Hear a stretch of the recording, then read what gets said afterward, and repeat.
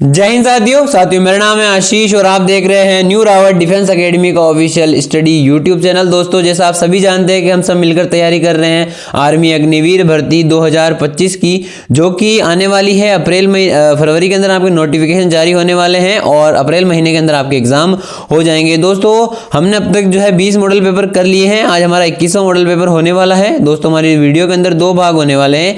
एक होने वाला है जीके का जिसके अंदर 15 क्वेश्चन होंगे, एक होगा साइंस का जिसके अंदर 15 क्वेश्चन होने वाले हैं। 30 में से आपको 25 क्वेश्चन का जवाब देना होगा। दोस्तों पहले क्वेश्चन की ओर बढ़ते हैं। अगर आपको जवाब आता है तो आप जो है साथ के साथ जवाब देते चलिएगा। दोस्तों पहला क्वेश्चन हमारे सामने आ चुका है। क्वेश्चन है हमारे सामने, सुश्री रीना कौशल वाली पहली भारतीय महिला है। दोस्तों इसके अंदर जो है वाली और कौशल के बीच में रिक्त स्थान है, यानी खाली स्थान दे रखा है, बट जो है टाइपिंग के अंदर इसको किया नहीं गया है। दोस्तों इन्होंने ऑप्शन से हमें भरना है भाई, ये अंटार्कटिका तक पहुंचने वाली भारतीय पहली महिला है, भारतीय वायु सेवा में पायलट रहने वाली भारतीय पहली महिला है, उसके बाद दक्षिणी ध्रुव पर स्की करने वाली भारतीय महिला है। दोस्तों आपका ऑप्शन नंबर सी राइट हो जाएगा। जो सुश्री रीना कौशल है वो दक्षिणी ध्रुव के अंदर स्की करने वाली भारत की पहली महिला है। आपका ऑप्शन नंबर सी एकदम करेक्ट हो जाएगा। इसी के साथ अपने अगले प्रश्न की ओर बढ़ते हैं। अगला क्वेश्चन हमारे सामने आ चुका है।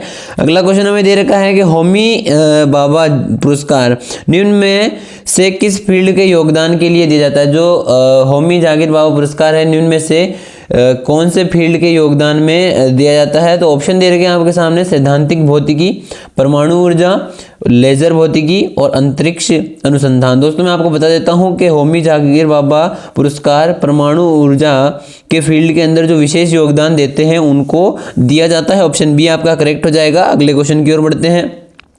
हायर देन होप किसकी जीवनी है। हायर देन होप किसकी जीवनी है। दोस्तों ऑप्शन दे रखे हैं आपके सामने, जब तक आप जवाब दे सकते हो। ऑप्शन ए है Mother Teresa, B Nelson Mandela, C Bishop Tutu, D इनमें से कोई नहीं। दोस्तों मैं आपको बता देता हूं कि ऑप्शन नंबर बी राइट हो जाएगा। हायर देन द होप जो है नेल्सन मंडेला की जीवनी है। अगर आपने बी ऑप्शन दिया है तो आपका सही जवाब है। अगले क्वेश्चन की ओर बढ़ते हैं। अगला क्वेश्चन है, भारत में चलित न्यायालय किसका मानसूत्र है। जो भारत में चलित न्यायालय है वह किसका मानसपुत्र है। तो भाई ऑप्शन आपके सामने है, ए न्यायमूर्ति भगवती, बी श्री राजीव गांधी, सी डॉक्टर एपीजे अब्दुल कलाम और डी प्रतिभा पाटिल। दोस्तों मैं आपको बता देता हूं कि ए ऑप्शन जिसने चुना है न्यायमूर्ति भगवती, उसका क्वेश्चन एकदम राइट है। न्यायमूर्ति भगवती जो है किसका भारत में चलित न्यायालय का मानसूत्र है। ऑप्शन ए आपका राइट हो जाएगा। अगले क्वेश्चन की ओर बढ़ते हैं। तो अगला क्वेश्चन है हमारे सामने, हरित सूचकांक किसके द्वारा विकसित किया गया भैया, किसके द्वारा, या खालिस्तान दे रखा है हमारे सामने, इस खालिस्तान को अपने को पूर्ति करनी है। ऑप्शन दे रखे हैं आपके सामने।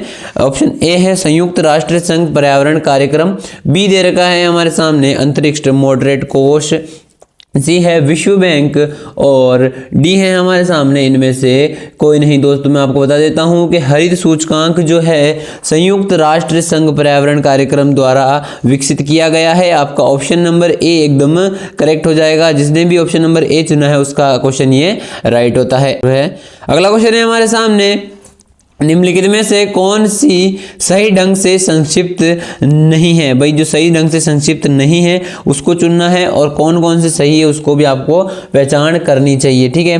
तो यहाँ पर हमारे सामने दे रखा है IFC। दोस्तों IFC जो है औद्योगिक वित्त निगम, ये इसका सही रूप नहीं है, तो ऑप्शन नंबर सी आपका कैंसिल हो जाएगा। बाकी IEEE सही है, IELTS बिल्कुल सही है, IFS भी सही है, तो ये तीनों सही हो जाएंगे और IFC जो है गलत हो जाएगा। तो आपका ऑप्शन नंबर सी एकदम करेक्ट हो जाएगा। इनमें से आपको क्या करना था, गलत को चुनना था, तो इनमें से आपका ऑप्शन नंबर सी एकदम राइट हो जाएगा। अगले क्वेश्चन की ओर बढ़ते हैं। अगला क्वेश्चन हमारे सामने है, जो ठीक से मेल नहीं खाती है उसको अपने को मिलाना है। तो दोस्तों हमारे सामने दे रखा है 8 अक्टूबर भारतीय फोर्स दिवस, ये एकदम राइट हो जाएगा। दूसरा है 4 दिसंबर भारतीय नौसेना दिवस, 15 जनवरी भारतीय सेना दिवस और 26 सितंबर कारगिल विजय दिवस। दोस्तों 26 सितंबर को जो है कारगिल विजय दिवस नहीं हुआ था। ये किस दिन हुआ था, ये सारे लोग मुझे जो है कमेंट बॉक्स में जवाब देंगे, ठीक है। अगले क्वेश्चन की ओर बढ़ते हैं। अगला क्वेश्चन हमारे सामने है, ओलंपिक मशाल ओलंपिक मशाल किसका प्रतीक है। भाई जो ओलंपिक के अंदर मशाल होती है वो किसका प्रतीक है। वो ऑप्शन आपके सामने दे रखे हैं, गति, पूर्णता और ताकत। बी है प्राचीन और आधुनिक खेल के बीच निरंतरता। दूसरा है दुनिया के विभिन्न देशों में एकता। डी है जातियों के बीच सद्भाव हासिल करने के लिए साधन के रूप में खेल। दोस्तों ऑप्शन आपके सामने है, जवाब आपको देना है तो मैं आपको बता देता हूं। जिसने भी बी ऑप्शन को चुना है उसका ऑप्शन नंबर राइट हो जाएगा, बी ऑप्शन आपका करेक्ट हो जाएगा। प्राचीन और आधुनिक खेल के बीच में निरंतरता को बनाए रखना ओलंपिक मशाल का प्रतीक। दोस्तों अगला क्वेश्चन हमारे सामने आ चुका है और क्वेश्चन हमें से पूछ रहा है कि विश्व मानव दिवस जो है कब मनाया जाता है। विश्व मानव दिवस कब मनाया जाता है, तो ऑप्शन दे रखे हैं आपके सामने 5 जून, 19 अगस्त, 2 सितंबर और 2 अक्टूबर। दोस्तों मैं आपको बता देता हूं कि विश्व मानव दिवस जो है 19 अगस्त को मनाया जाता है। जिसने भी बी ऑप्शन चुना उसका एकदम क्वेश्चन राइट होने वाला है।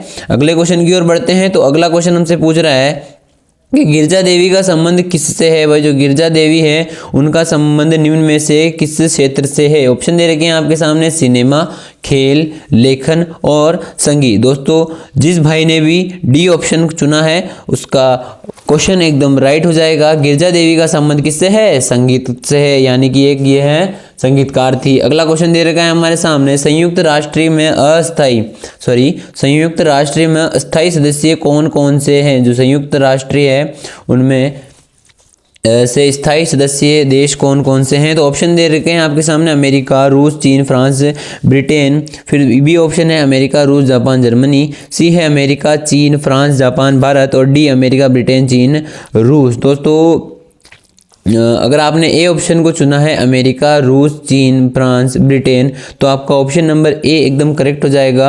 ऑप्शन ए जिसने चुना है उसका ये क्वेश्चन राइट होने वाला है। अमेरिका, रूस, चीन, फ्रांस, ब्रिटेन जो है संयुक्त राष्ट्र के अंदर स्थायी सदस्य देश हैं। ठीक है, अगले क्वेश्चन की ओर बढ़ते हैं। तो अगला क्वेश्चन हमारे सामने है, केंद्रीय औषधि अनुसंधान संस्थान कहाँ पर है। भाई केंद्रीय औषधि अनुसंधान संस्थान कहाँ पर है, तो ऑप्शन है आपके सामने नई दिल्ली, लखनऊ, आगरा, जयपुर। दोस्तों मैं आपको बता देता हूँ केंद्रीय औषधि अनुसंधान संस्थान कहाँ पर है, ये लखनऊ के अंदर होने वाला है। जिसने बी ऑप्शन चुना उसका क्वेश्चन एकदम राइट हो जाएगा। अगले क्वेश्चन की ओर बढ़ते हैं। तो अगला है हमारे सामने, भारत में सबसे अधिक वर्षा वाला स्थान कौन सा है। भारत में सबसे अधिक वर्षा वाला स्थान कौन सा है। ए मासिनराम, बी गोवा, सी गुवाहाटी और डी लेह। दोस्तों जिस बंदे ने भी ए ऑप्शन चुना है उसका क्वेश्चन एकदम राइट हो जाएगा। मासिनराम जो है भारत के अंदर सबसे अधिक वर्षा वाला स्थान है, यानी यहाँ पर जो है सर्वाधिक वर्षा होती है। तो ऑप्शन ए आपका करेक्ट हो जाएगा। अगले क्वेश्चन की ओर बढ़ते हैं। अजंता और एलोरा की गुफाएं किस राज्य में स्थित है। अजंता और एलोरा की गुफाएं किस राज्य में स्थित है, तो ऑप्शन दे रखे हैं ए औरंगाबाद, बी भोपाल, सी लखनऊ और डी मुंबई। दोस्तों मैं आपको बता देता हूँ कि अजंता और एलोरा की गुफाएं महाराष्ट्र औरंगाबाद के अंदर है। ऑप्शन ए जिसने भी चुना है उसका राइट हो वाला है ये क्वेश्चन। और इसी के साथ अगले क्वेश्चन की ओर बढ़ते हैं। और अगला सेगमेंट आ चुका है हमारे सामने, क्वेश्चन नहीं अगला सेगमेंट आ चुका है। वहां तक अपने 15 जीके के क्वेश्चन समाप्त हो चुके हैं और अब जो आए हैं 15 साइंस के क्वेश्चन हमारे सामने आने वाले हैं। पहला ही क्वेश्चन हमसे पूछ रहा है कि भाई जो स्वाइन फ्लू है वायरस है उसका स्वाइन फ्लू है उसका वायरस का नाम क्या है। दोस्तों मैं आपको बता देता हूँ स्वाइन फ्लू वायरस का नाम है H1N1। आपका ऑप्शन जो है ए एकदम करेक्ट हो जाएगा, ए ऑप्शन आपका राइट हो जाएगा। स्वाइन फ्लू का वायरस का नाम H1N1 होने वाला है। अगला क्वेश्चन है हमारे सामने, एक्सरे किरण होगा। दोस्तों एक्सरे किरण की खोज की थी। भाई एक्सरे जो किरण होती है उसकी खोज किसने करी थी, तो ये करी थी रोंटजन ने करी थी। आपका ऑप्शन नंबर डी राइट हो जाएगा। रोंटजन ने जो है एक्सरे किरणों की खोज करी थी। अगला क्वेश्चन हमारे सामने है, इंद्रधनुष में रंग किस क्रम में होते हैं। दोस्तों एक वर्ड होता है विबग्योर, अगर आपको कहीं इनमें से देखने को मिलता है तो आपका ऑप्शन नंबर राइट हो जाएगा। दोस्तों सी ऑप्शन नहीं, ऑप्शन नंबर डी आपको देखने को मिल रहा है ऑप्शन नंबर सी है। ऑप्शन नंबर सी के अंदर आपको दिख रहा है विबग्योर, यानी violet, indigo, blue, green, yellow और ऑरेंज और रेड, यानी कि इस क्रम के अंदर इंद्रधनुष के रंग होते हैं। ये वर्ड आपको याद रखना है कि विबग्योर क्रम के अंदर जो है इंद्रधनुष के रंग होते हैं। आपका सी ऑप्शन राइट हो जाएगा। अगले क्वेश्चन की ओर बढ़ते हैं। एक डॉक्टर के द्वारा हाथ की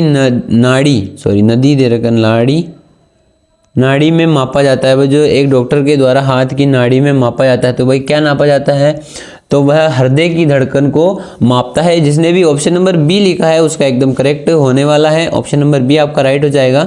अगले क्वेश्चन की ओर बढ़ते हैं। अगला है वजन की इकाई क्या है। भाई जो वजन होता है उसकी इकाई क्या है।